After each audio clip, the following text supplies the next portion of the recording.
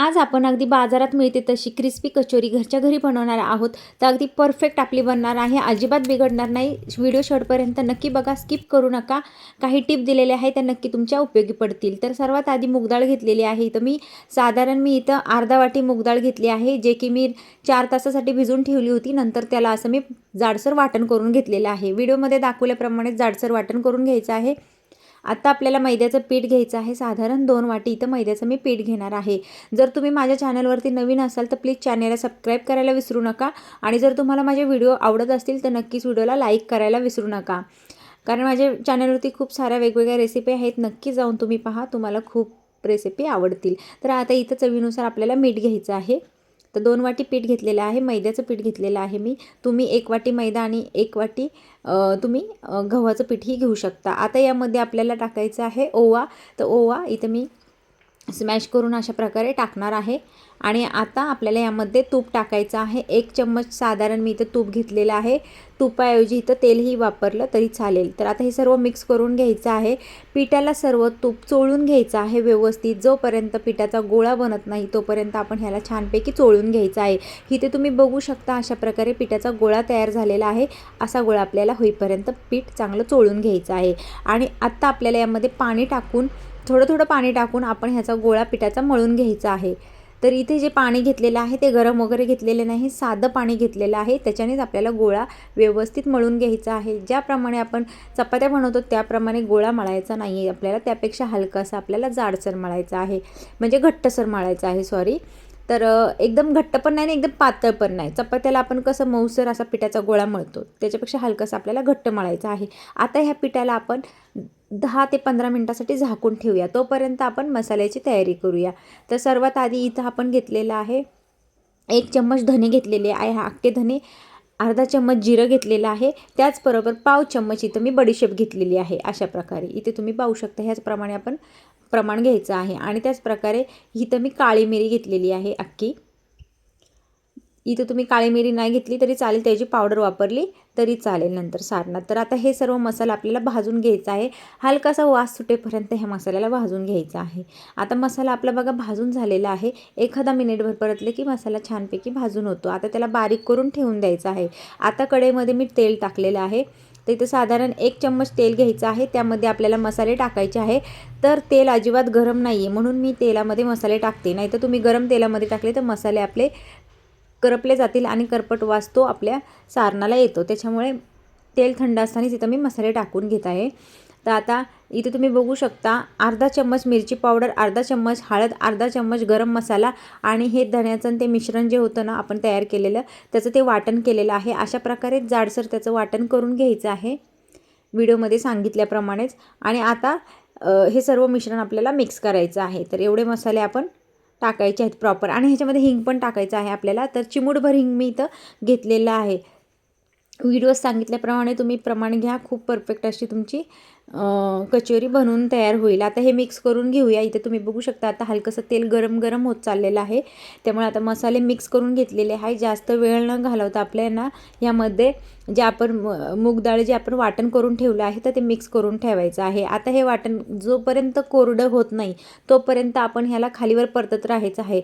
साधारण 2 ते 3 मिनटामध्ये लगेच हे कोरडं होऊन जाईल, शिजून जाईल आपलं मिश्रण सर्व. तर आता अशा प्रकारे आपल्याला हे मिक्स करायचं आहे, कारण चिटकून द्यायचं नाही आपल्याला कढईला खाली, नाही तर मग ते करपून जाईल. त्यामुळं ह्याला सारखं आपल्याला परतत राहायचं आहे. तर इथे तुम्ही बघू शकता हलकं हलकं ते कोरडं होत आले आहे. आता यामध्ये आपल्याला मीठ टाकायचं आहे. तर इथं चवीनुसार आपण मीठ टाकणार आहोत. तर साधारण इथे बघू शकता मी चवीनुसार मीठ घेतलेलं आहे. त्याचबरोबर इथं मी थोडंसं चाट मसाला घेतलेला आहे. इथे तुम्ही बघू शकता अर्धा चम्मच मी चाट मसाला घेतलेला आहे. आणि इथं मी साखर घेतली आहे. तर अर्धा चम्मचपेक्षा थोडीशी कमी साखर घेतलेली आहे. इथे तुम्ही पाहू शकता. तर ही साखर यामध्ये टाकायची आहे, म्हणजे जी आपली टेस्ट आहे ना ती बॅलन्स राहील, म्हणजे छान अजून त्याची चव वाढेल. तर आता हे सर्व आपल्याला मिक्स करून घ्यायचं आहे. आता प्रॉपर आपले सर्व मसाले यामध्ये टाकून झालेले आहेत. फक्त आता आपल्याला सारण हे शिजवून घ्यायचं आहे. आणि सारण शिजलेलं कसं कळणार, तर जोपर्यंत हे सारण आपलं मोकळं सुटसुटीत होत नाही तोपर्यंत आपण याला अशाच प्रकारे मिक्स करत राहायचं आहे. बघा अशा प्रकारे हे कोरडं पडलं पाहिजे. असं सारण झाले की समजा आपलं मिश्रण तयार झालेलं आहे. आता हे मिश्रण अजून एखादा मिनिटभर मी परतून घेणार आहे. तर व्हिडिओत दाखवल्याप्रमाणेच तुम्ही करून घ्या. तर बघा आता मिश्रण आपलं रेडी झालेलं आहे. आता ह्याला आपण बाजूला ठेवून देऊया. तोपर्यंत इथं पीठ बघा, पिठाला एक 15 मिनटं झालेले आहेत. पीठ पण आपलं छानपैकी मुरलं आहे. आता ह्याला परत एकदा मी चांगलं मळून घेते, म्हणजे पिठाचा गोळा एकदम परफेक्ट आपला तयार होईल. तर परत एकदा आपण बघायला छानपैकी असं मळून घेतलेलं आहे. बघा एकदम असं मीडियम असं पीठ आपलं तयार झालेलं आहे. इथं मी तुम्हाला हाताला लावून पण दाखवते बघा. अशा प्रकारे आपलं पीठ परफेक्ट रेडी झालेलं आहे. तर अशाच प्रकारे पीठ आपल्याला मळून घ्यायचं आहे. आता त्यातला एक छोटासा गोळा मी घेतलेला आहे. साधारण लाडूपेक्षा थोडासा मोठा किंवा लाडू एवढा गोळा तुम्ही घेऊ शकता.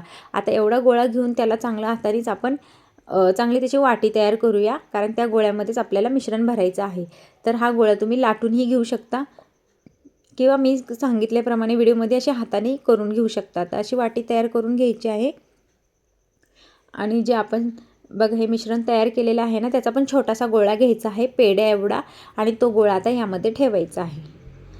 तर मिश्रण आतमध्ये जास्त असलेलं आम्हाला खूप आवडतं, म्हणून मी थोडंसं मिश्रण जास्त टाकत आहे. तुम्ही थोडंफार त्याला कमी जास्त प्रमाणात घेऊ शकता. तर आता हा गोळा आपल्याला बंद करून घ्यायचा आहे. तुम्ही बघा अशाच प्रकारे पूर्ण पिठाने हे बंद करून घ्यायचं आहे. त्याचं तोंड आणि वरचं पीठ काढायचं नाही, तर त्यामध्येच आपण व्यवस्थित असं लावून घ्यायचं आहे अशा प्रकारे. आणि आता आपल्याला याला तुम्ही लाटणीने थोडंसं लाटूही शकता किंवा मी असं त्याला हातानेच बघा असं थोडंसं मोठं करत आहे. तर हाताने तो सहज थोडंसं आपल्याला पाहिजे तेवढ्या आकाराचा करून घ्यायचा आहे, किंवा लाटणीने लाटला तरीही चालेल. बघा तर एवढं आपली कचोरी तयार करून घ्यायची आहे. तर बघा पुन्हा एकदा एक गोळा घेतलेला आहे मी एवढा छोटा, आणि आता त्याच्यामध्ये आपण हे मिश्रण भरायचं आहे. आणि आता हे पूर्ण पॅक करायचं आहे. तर हे समजण्यासाठी मी पुन्हा तुम्हाला दाखवते. आणि आता हे पूर्ण बंद करून घ्यायचं आहे त्याचं वरचं तोंड, आणि पुन्हा मग त्याला हातानेच आपण थापून थोडासा मोठा करायचा आहे. म्हणजे आपल्याला जसं सोयीस्कर वाटेल तसं, जर लाटणीने जर तुम्हाला लाटता येत असेल व्यवस्थित, तर लाटणीने पण थोडंसं त्याला लाटून घ्यायचं. आणि गोळा कसा ना आपल्याला जेवढी कचोरी बनवायची त्याप्रमाणे घ्यायचा आहे. तिथं आपण चपातीला आता मी जो गोळा घेते त्याच्यापेक्षा थोडासा कमी घेतलेला आहे मी. जेवढा असं आपण लाडू बनवतो ना त्या आकाराचा गोळा घेतलेला आहे. आणि एकदम पेढा असतो त्या आकाराचे मी ते मिश्रण त्यामध्ये टाकलेलं असतं. आता कढईमध्ये मी जे तेल टाकलं आहे ना, तर ते मी एकदम मीडियम गॅसवरती ठेवलेलं आहे. आणि हलकंसंच तेल गरम झालेलं आहे. त्यामध्ये एक छोटासा मी गोळा टाकून बघितला. तो गोळा वर आला ना थोडासा, तुम्हाला दिसत असेल तेलामध्ये, की मग हलकंसं तेल गरम झालेलं आहे. अशा प्रकारेच तेल आपल्याला ठेवायचं आहे. आणि मीडियम गॅसवरतीच मी ह्याला फ्राय करणार आहे. अजिबात हाय गॅसवरती ह्याला फ्राय करायचं नाही आहे, कारण की कचोरी मग काय होईल, आपण एकदा जाडसर बनवलेली आहे आणि आतमधून कच्ची राहण्याची शक्यता असते. त्याच्यामुळे आपल्याला ह्याला मीडियम गॅसवरतीच चांगलं घाई न करता फ्राय करायचं आहे.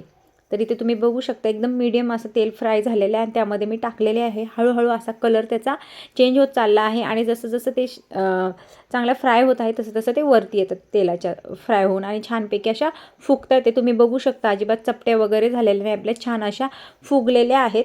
अशाच फुगलेल्या आपल्याला कचोऱ्या हव्या आहेत आणि एकदम क्रिस्पी अशा बनतात. ह्या पद्धतीनेच करा.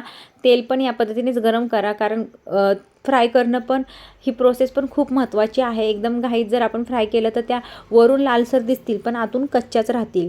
तर तुम्ही इथं बघू शकता हळूहळू त्याचा कलर चेंज झालेला आहे आणि त्या चांगल्यापैकी अशा लालसर अशा फ्राय दिसत आहे. इथे तुम्हाला व्हिडिओमध्ये दिसत असेल. तर अशापैकी लालसरच आपल्याला फ्राय करून घ्यायचे आहे. आता कचोऱ्या आपल्या फ्राय करून झालेल्या आहेत. इथे मी काढून दाखवते तुम्हाला. बघा किती क्रिस्पी अशा झालेल्या आहेत. इथं तुम्ही बघू शकता अगदी आपण स्वीटमध्ये बाहेर मार्केटमध्ये खातो त्याचप्रमाणे, बाहेर ज्याप्रमाणे आपण खातो त्याचप्रमाणे घरी बघा किती लवकर अशा झटपट तयार झालेल्या आहे आणि अगदी क्रिस्पीपणा आलेला आहे. त्याला आतून पण खुसखुशीत असे झालेले आहेत. मी तुम्हाला तोडून पण दाखवते. तुम्ही बघू शकता बघा किती मस्त झालेले आहेत. आणि आतमधलं सारण पण बघा किती परफेक्ट झालेलं आहे.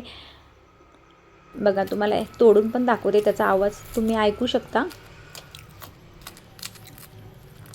तर इथे बघा त्याचा आवाज किती क्रिस्पी असा झालेला आहे. गरम आहे ती मला पोळतीये तोडताना, तरी पण आता आपली तोडून झालेली आहे. तर तुम्ही कचोरी कशासोबत खाता मला कमेंटमध्ये नक्की सांगा. आमच्या इथे कचोरी मस्त एक चटणी असते आपली गोड चटणी.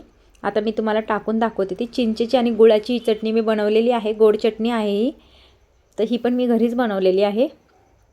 खास कचोरीसाठी बनवली आहे मी. तर ही चटणी यामध्ये आपण टाकूया मस्त गोड चटणी. आणि आत्ता आपण यामध्ये टाकायचं आहे पुदिन्याचं पाणी. तर पुदिन्याचा जो ही चटणी आहे ना पुदिन्याची, ती पण मी घरीच बनवलेली आहे. तर ही पुदिन्याची चटणी आणि गोड चटणी चिंचेची यासोबतच आमच्या इथे कचोरी खातात. आणि त्यावरती शेव टाकायची आहे आणि परफेक्ट अशी कचोरी आपली तयार झालेली आहे. तर तुम्हाला माझी आजची रेसिपी कशी वाटली आहे मला कमेंट बॉक्समध्ये नक्की सांगा. आणि माझ्या चॅनलवरती खूप साऱ्या वेगवेगळ्या रेसिपी मी पण टाकलेल्या आहेत, त्या पण जाऊन नक्की पहा, तुम्हाला खूप जास्त आवडतील. तर नक्कीच आजची रेसिपी आवडली असेल तर कमेंट बॉक्समध्ये सांगायला विसरू नका आणि व्हिडिओला लाईक करायला विसरू नका. जर चॅनलवरती नवीन असाल तर प्लीज सबस्क्राईब करायला विसरू नका. चला भेटूया नेक्स्ट रेसिपीसोबत. तोपर्यंत बाय बाय.